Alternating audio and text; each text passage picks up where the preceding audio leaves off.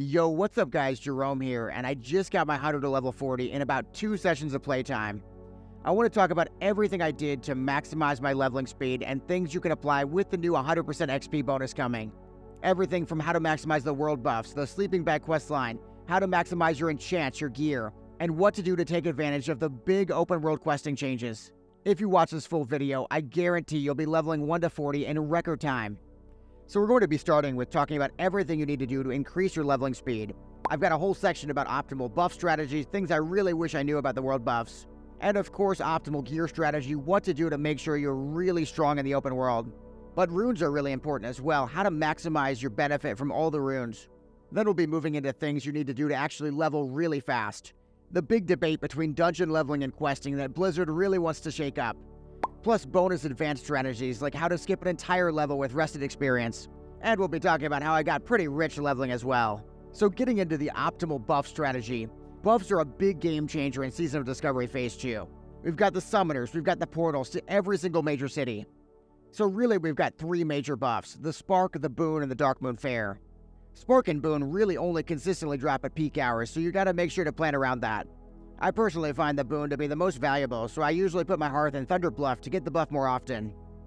Dark Moon Fair 10% is also really reliable, but you can only get it once every 4 hours. Overall, my goal was to be buffed every single second I leveled from 1 to 20. Then above 20, depending on the zone, I selectively decided which times to be buffed up. I usually booned my buffs in places like Ashen Vale, for example. Then I unbooned in Thousand Needles since I knew I'd be safer in a more horde area. Getting into the optimal rune strategy, this really is the most important part of the leveling guide. You've got to have at least 3 main runes that you're really confident in to carry your leveling to 40. For my hunter, I chose Master Marksman, Flanking Strike, and Beast Mastery. Everybody's going to have different ideas of what runes to run, so you should definitely check out your class Discord. Once you know the 3 major runes you want to carry with you, you've got to plan when to acquire them in your route. You could even get summons to the spots at level 1 if you really want to go crazy. So with all your runes sorted, we've got to talk optimal gear strategy. The first thing I did with gearing was to head to the auction house. I got full 12-slot bags to store all my quest items and waylaid supplies as well. I also bought the best gear I could find for different level bands. As a hunter, I just went for maximum agility gear. I also got new bows every few levels. Overall, I'd recommend checking the auction house every 6 to 8 levels. Then for enchants are pretty broken because you can get insanely strong enchants like 5 agility gloves all the way to level 40. I also got an early 50 mana to chest and of course minor move speed, which felt fantastic all the way to level cap. Also don't forget non-obvious enchants like the scopes to your bow to increase damage. Jumping into consumes, you can really go crazy with consumes. I prioritized mainly just elixir of agility for my hunter though. You could go all out though and get defense potions, strength elixirs, engineering dynamite. Everything you get will improve your kill times and improve your leveling speed as well. The most important consume you can get though is from the sleeping bag questline. The 8 student fodder you get will give you 20% rested XP each, but they do have a 30-minute cooldown to use. Most people are going to recommend saving them until level 38, but honestly I found there to be a huge mental boost to use between 35 to 40. Basically every hour or so I'd pop another one, and it really kept me going all the way up to max level. Oh, and don't forget swiftness potions as well. They're a huge help if you don't have cheetah like me. So let's talk about our leveling route. Starting out, I definitely recommend questing, and I also recommend questing with a friend to keep things fun and fresh. You can both get the Rested XP guide for free all the way to 22, and then split from there if you want to. One of the best reasons to level with a friend is that you might not be very strong until you get at least 3 of your runes. On my hunter, for example, when I was very weak, I had a partner leveling with me, which really sped things up. Then when I was an unstoppable killing machine, I was able to go back to solo leveling. The other early leveling tip I have is to use Rank Sentinel to make sure you're not messing up skill ranks. I had some of the wrong ranks of abilities for a long time without realizing it. This add-on will never let that happen. So as you head out through the early zones, I definitely recommend doing the sleeping bag questline at level 14. Most servers have somebody that can summon you to every single sleeping bag spot for about 15 gold. That'll save you nearly an hour of travel time. The sleeping bag itself should be used during break times. Like when you get up to get food, just hop in for 3 minutes. Once you've got the buff rolling though, you can simply refresh it by hopping in for 1 minute, so never let the buff fall off. So once you're around level 22, presumably using the free Rested XP guide, from 22 to 40 we have 3 different options. Option 1 is the option I chose, which is pure questing. You'll get ganked probably around 30 times, but the quests do give significantly more gold starting Tuesday. and the waylaid supply drops from the mobs are extremely profitable. My profit particularly ramped up when I started killing mobs in the 34 to 40 range. I routinely got the 12 gold boxes, which also gave 3400 XP as well.